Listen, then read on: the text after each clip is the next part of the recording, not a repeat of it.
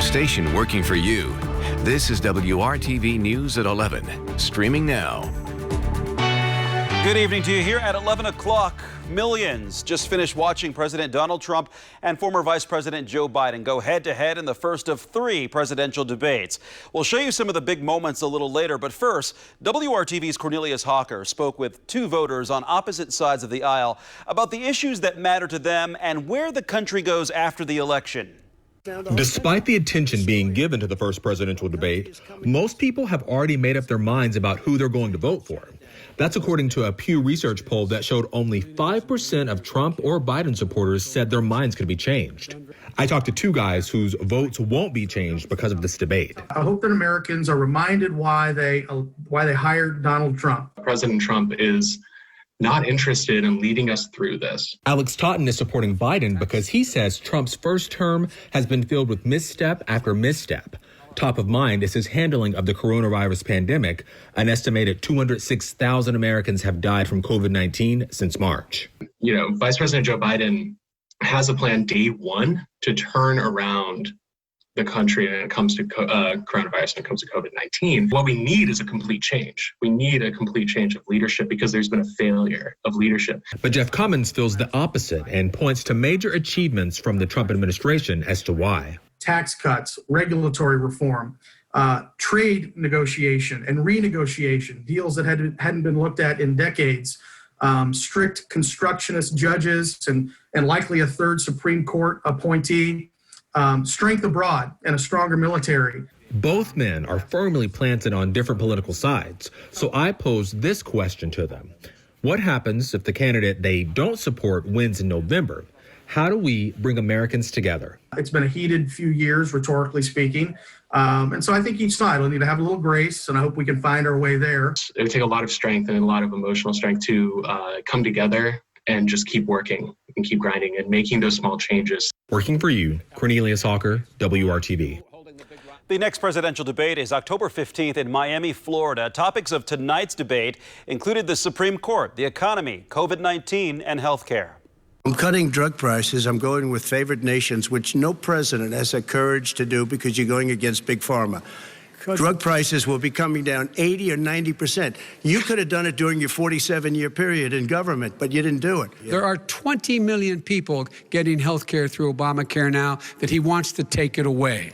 He won't ever look you in the eye and say that's what he wants to do. Take it away. No, I want to give them better health care at a much lower price because and by the way, he doesn't know how. He doesn't know how to do that. I've already fixed it. He has never offered a plan. I've already fixed it to an extent. He has never done a single thing. Well, the moderator, Chris Wallace, also asked about the recent New York Times report about President Trump's taxes. Will you tell us how much you paid in federal income taxes in 2016 and 2017? Millions of dollars. You paid millions of dollars? Millions of dollars, So yes. not 750? Millions of dollars, and you'll get to see it. President Trump continues to decline to release his tax returns. Joe Biden released his 2019 tax returns today. A proposal to give civilian citizens a voice on IMPD policies and decisions is now headed to the full City-County Council. The Public Safety and Criminal Justice Committee approved the proposal tonight. It would expand the Police Department's General Orders Committee, which is responsible for IMPD policy decisions. Right now, that committee is made up of 3 law enforcement officers. The proposal will add 4 civilian appointees. The president of the local Fraternal Order of Police was among those to give public comment before the council committee voted on the issue. We welcome the civilian involvement. We just wish we could have had more of that before we got to this stage, and we hope that we can have it before this is eventually brought up for a final vote. You cannot have police policing themselves. Having civilians on this board, we ensure that we have accountability, we have transparency, and the community is well involved.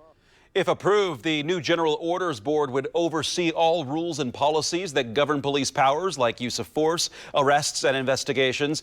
The board meetings would adhere to Indiana's open door laws. The final vote is scheduled for October 12th. Now to the forecast. Temperatures are in the 40s in many areas at this hour. WRTV Chief Meteorologist Kevin Gregory joining us now with a look at your forecast. Hey, Kevin. And Mark, I imagine a lot of folks have the windows open, at least cracked a little bit here for a while. Let some of that fresh air in. Temperature down to 49 in Castleton, 47 in Fishers. 3 headlines for tomorrow. It will be the warmest day of the week. We'll crank it up just a notch. Strongest winds will be 2 to 5 p.m. I think we'll see gusts over 30 miles per hour. The clouds will increase in the afternoon just like they did today. First thing in the morning, temperature upper 40s to around 50, 70 at the bus stop coming home tomorrow. The wind out of the southwest at the beginning of the day through the afternoon helps bring warmer temperatures in. There are the peak gusts, as I mentioned, in the mid to late afternoon. And there are your high temperatures, lower 70s south of I-70, upper 60s to the north. We still need to talk about frost and even some rain chances for a portion of the weekend. We'll do that in just a few minutes. Just a few minutes away. Thanks, Kevin. The second week of March was a turning point for many in central Indiana during the early days of the coronavirus pandemic. After the Big Ten tournament was called off, some Indianapolis hotels began sending their employees home, a move that was supposed to be temporary. WRTV's Cameron Riddle checks in on 2 sisters who still are not back at the jobs they loved. This has been the worst summer of my life. Lisa Worley and Celesta Nichols were some of the first people to lose their jobs when the pandemic started in March. We first introduced you to the pair of sisters and their friend Betty Yosha the same day they were all furloughed from their jobs in a downtown Indy hotel. 6 months later, they never imagined they would still be without their jobs. I honest to God believed we'd be back to work. Things would be back to normal. Well, whatever normal is now. Yeah. And it's scary. Scary for their own health and for how they would pay the bills. Celesta is getting by with her Social Security. Lisa found a job working at an assisted living facility. But the former lounge hostess and lead server say aside from money, the pandemic has taken away the jobs they love. It really it's been frustrating. You know, I want so badly to get back to work. I miss our clients. I miss our guests. As the calendar changes to October, the sisters have been told it'll be at least another 5 months before they can return to work. It's up in the air. Until they open banquets, we don't really have any reason to open up restaurant. Worley says it hurts to think about the events they should be hosting right now. This is a month where I would get fat, and it would carry me through the lean time. Even after losing their livelihoods, these sisters can still find something to smile about. They say what carries them through 2020 is staying productive in the present and having faith for the future. I'm not a big religious person, but I got a feeling there's some little Jesus that have something to say about that. I think he would probably say about the same thing. Have faith and get back to work. Cameron Riddle, WRTV. Well, if you're unemployed and losing hope, a local staffing agency wants you to know jobs are available. Danielle Garrity works at the Job Center staffing in Springfield, and like many other people, Danielle lost her job due to the pandemic and was unemployed for 2 months. Now she's working at the center, helping fill positions across central Indiana. We can find anyone a job, and something that we've been pretty good at too is just people who are trying to get back on their feet. People who maybe have lost their jobs, or especially in the pandemic, we've had a lot of people lose their jobs. The Job Center has around 100 positions available right now. For more information, go to hiringhoosiers.com. Kroger is still hiring Hoosiers to work at stores in Hamilton County and the north side of Indianapolis. 2 job fairs to help fill those positions will be held from 3 to 7 tomorrow at 2 locations. Spring Hill Suites on Meridian, just north of 116th Street in Carmel, and the Kroger on 116th in Cumberland in Fishers. Hispanic and Latinx business owners are getting new help to succeed from the Indy Chamber. Accelerate Latinx is a program created by the Chamber's Hispanic Business Council. It includes classes, mentorship, and networking opportunities. Deanna Kay recently graduated from the year-long program. Originally from Columbia, she now runs an Indianapolis company called Elite Management Services. It provides valet parking for restaurants, hotels, and casinos. We just have our own position in the community, and I think as a business owners, we don't know everybody in the community. So it's important to expand our network. There is a unique challenge. I think all small businesses are faced with trying to network and grow beyond their own 4 walls. Immigrant businesses, Latin businesses in particular, are specifically susceptible to getting stuck with one restaurant or one client. To participate in the program, business owners must have been in operation for at least 2 years, gross more than $250,000, and have at least one additional full-time employee. For more information, go to WRTV.com and click on this story. A central Indiana company is facing several restrictions tonight amid a lawsuit filed after a WRTV investigation. Today, a Hancock County judge granted a motion from the Indiana Attorney General's office for a preliminary injunction against Greenfield Granite. That means the company can't sell or remove monuments until the legal process plays out and can't engage in sales that it can't complete.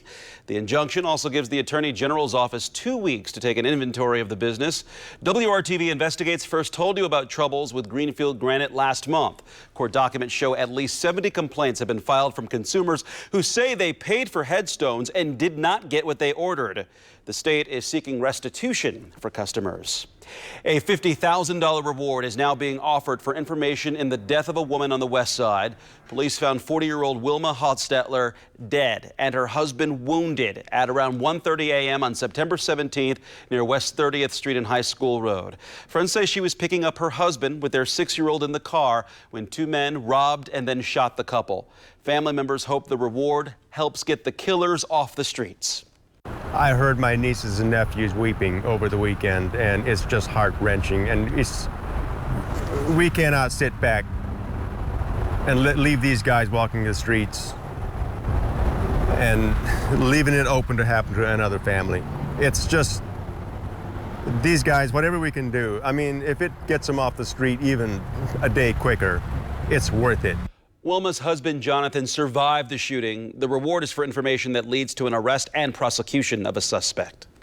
If there's another little kid who has a similar situation to me, I can just be like, oh, that happened to me too. Everything's going to be fine. Just ahead, a Central Indiana college student survived cancer. Now she's taking steps to dedicate her life to fighting the disease alongside other young people. And a little later, appliances are in short supply and back ordered at many big box stores. The alternative options you may want to consider if you need a new fridge or dryer.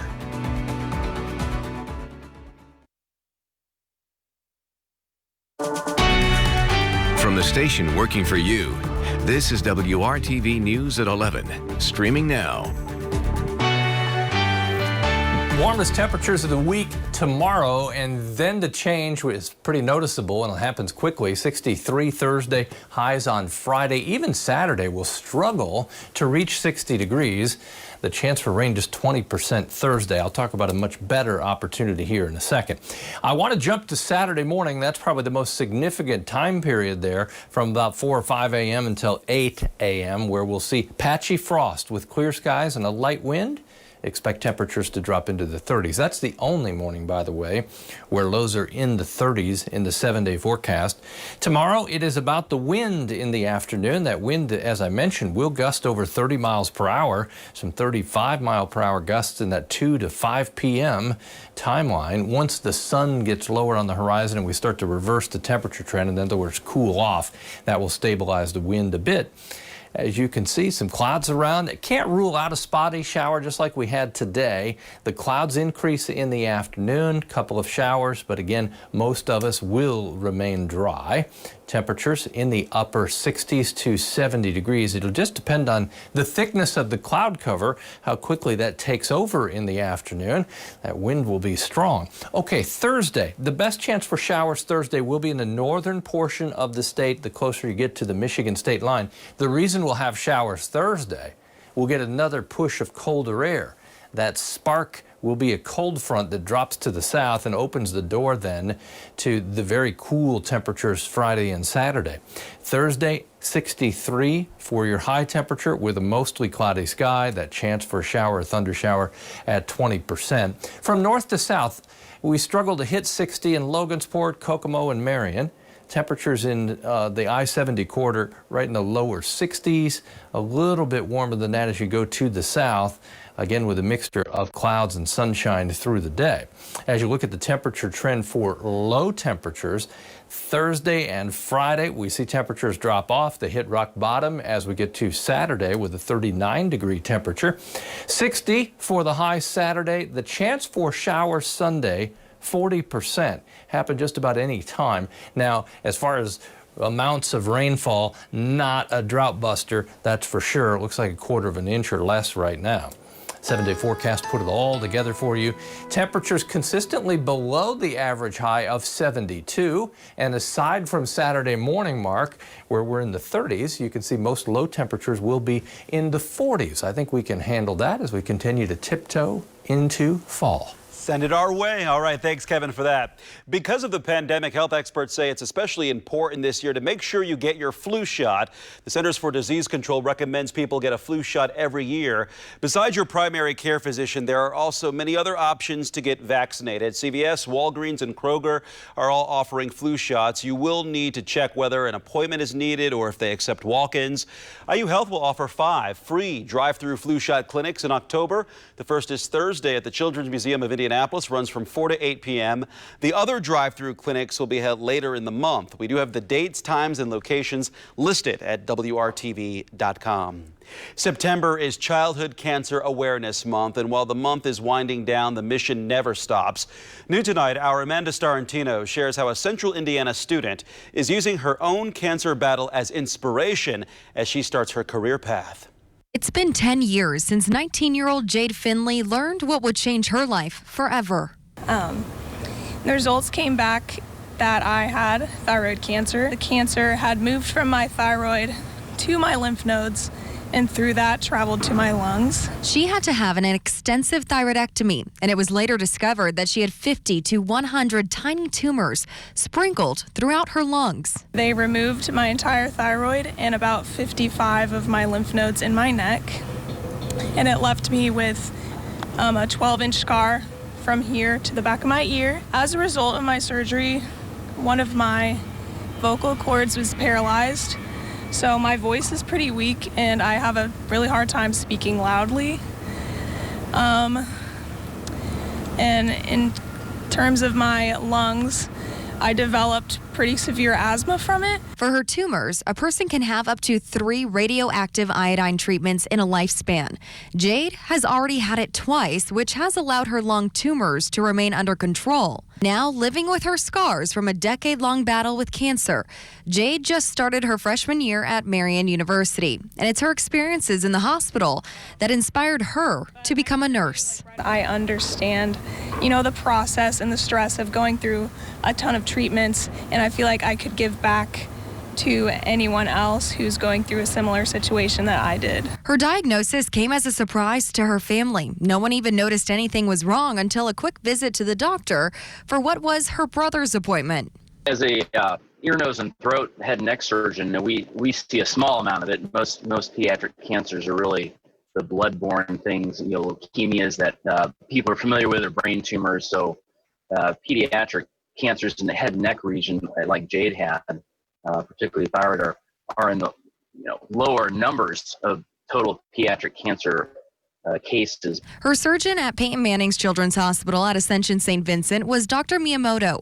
With September being Childhood Cancer Awareness Month, he urges parents to not stray from their doctors, even amid a pandemic. I think it's always good to be aware of your kids and changes in their bodies, so for our area, unusual lumps or masses in the neck that don't go away or that act abnormal, breathing problems would be our takeaway.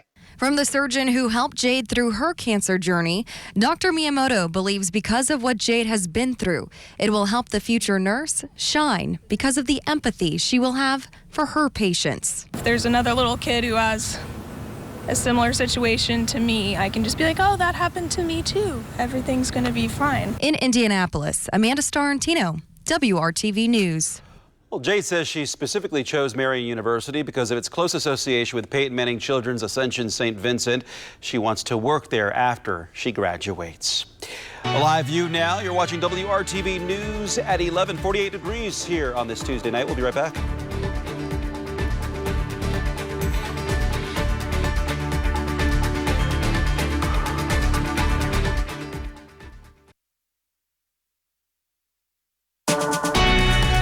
From the station working for you, this is WRTV News at 11, streaming now.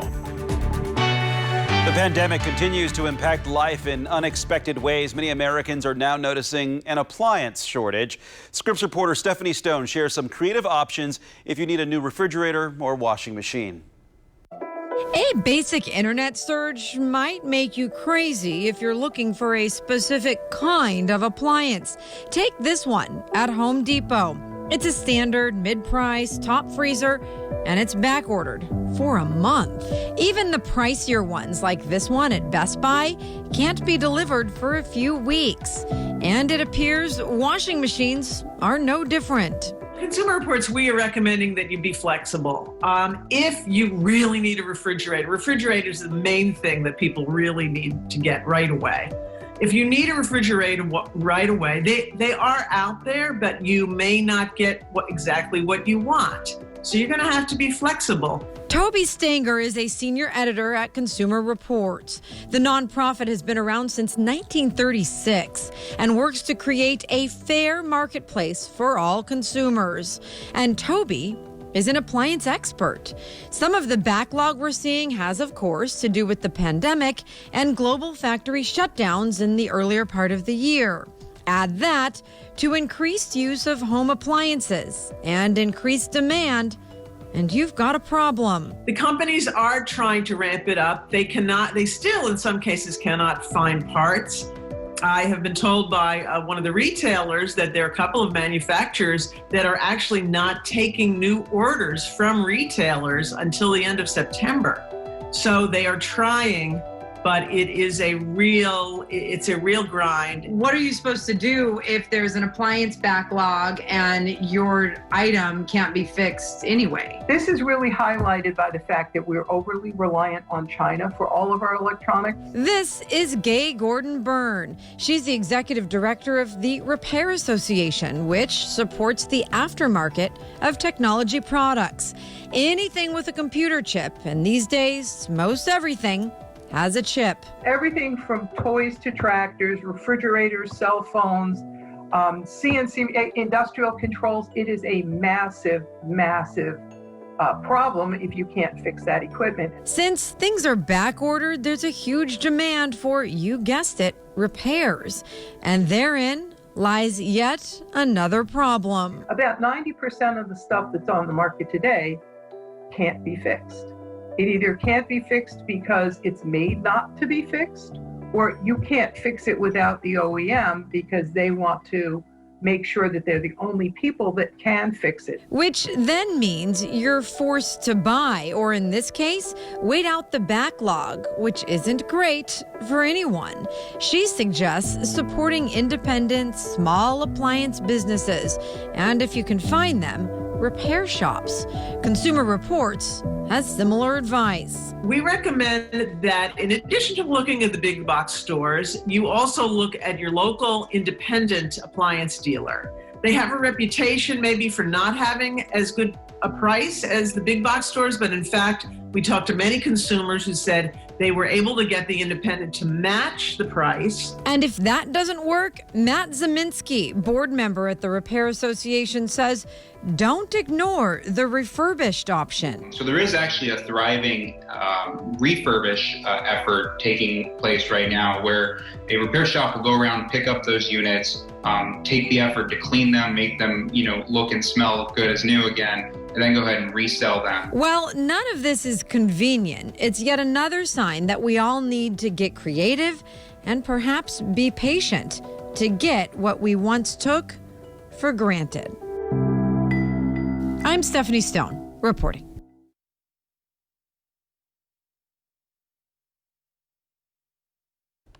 A popular wildlife contest is back. Fat Bear Week is an annual online competition held at Katmai National Park in Alaska.